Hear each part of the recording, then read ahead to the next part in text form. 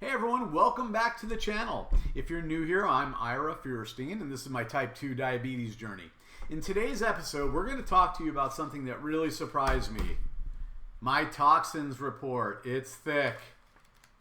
And, really, I had a lab test done a few weeks ago that measured the levels of various toxins in my body, and the results came back, unfortunately, with 31 different toxins out of range. Yeah, 31. You heard that right. Now, needless to say, that's a lot of exposure to harmful substances, but today I'm going to focus on just some of the high out-of-range toxins, those that are really standing out, and how they can be affecting my health, especially my type 2 diabetes management. Now, I'm not a doctor.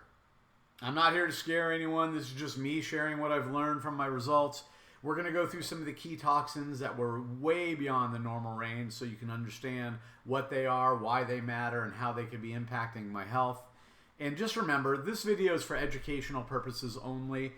Consult your doctor, your healthcare provider for medical advice. We're not giving any medical advice. I'm just bringing you along on my journey so you can kind of see what you can expect.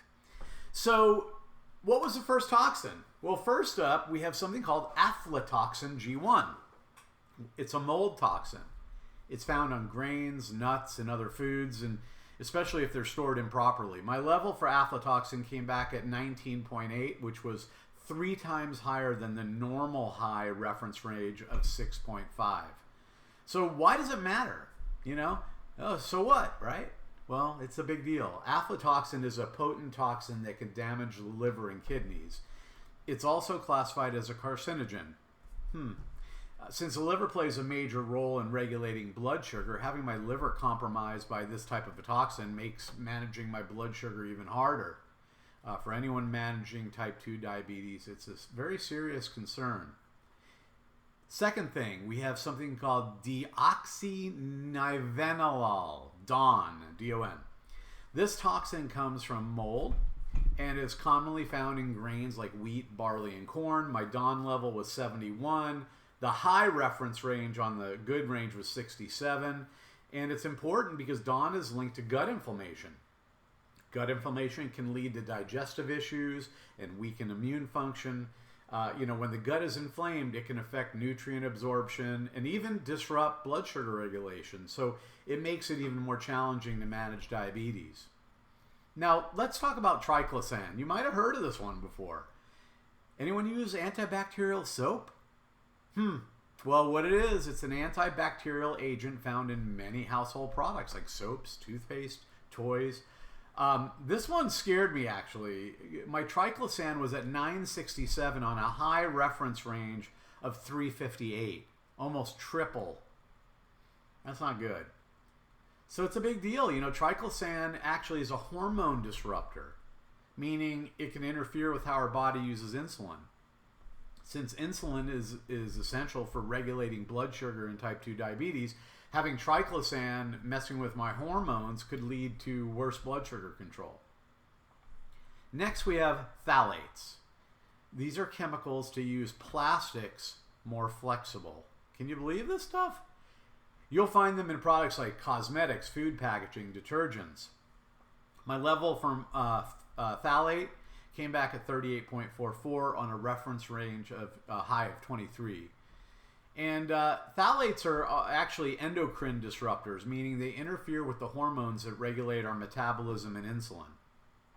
Since hormones play such a critical role in managing blood sugar, this toxin could worsen insulin resistance, making it even harder to control my blood sugar levels. Finally, we have something called 2-methylhippuric acid. 2-MHA. It's a marker for exposure to xylene. Xylene is a chemical found in paints, cleaning supplies, and gasolines. My level for 2-MHA was 693 on a reference range of 248. Now think about that for a minute. Paints, cleaning supplies, and gasoline in my body. It's pretty bad. Chronic exposure to xylene can cause dizziness, headaches, liver damage. It's also linked to nerve damage, which can affect how the body regulates blood sugar. For someone managing type 2 diabetes, nerve damage can make it even harder to manage blood sugar levels effectively. So after reviewing these results, it's clear that these high toxins, aflatoxin, DON, triclosan, phthalates, and 2-MHA, and 25 others we didn't even talk about today, are definitely having an impact on my body. And you notice the similarity? Harms the liver, harms the kidney, doesn't allow for blood sugar control. These are all the things we talked in my blood test in the last episode. And, the good news, though, is now that I know what's going on, actually, I can take steps to reduce my exposure, hopefully. It's hard, right? We're in a world full of pollution and all these things. I don't really know how you do it, but we're going to try to figure it out. But I'm going to focus on cleaner eating, being more mindful of the products I use, and honestly, detoxing. And we'll talk about that in a future episode. But, if you're managing type 2 diabetes or just want to stay healthy, I highly recommend talking to a doctor about getting tested for toxins. You'll be blown away. And by the way, your MD probably won't do it. Even if they did, they wouldn't even know how to talk to it because they're not trained in that. You're going to need like a functional medicine doctor more than likely. Because, reducing exposure is an important step, but you also have to try to figure out how to detox and get this crap out of your body. Next episode, I think you'll love it. We're going to go through the month 1 protocol that I'm going through, which is food as well as detoxing with pharmaceutical grade nutritional supplements. We'll go through the protocol. We'll go through the unboxing and what the items are I'm taking. Hopefully you found this helpful. I'd love to have you on that next episode. Give this one a thumbs up. Don't forget to subscribe so you don't miss any future updates on my journey. Put a comment down below. That helps the Google algorithm. And if you have any questions or thoughts, leave them in the comments below. I'd love to hear what you think. Until next time, take care of yourself and stay healthy.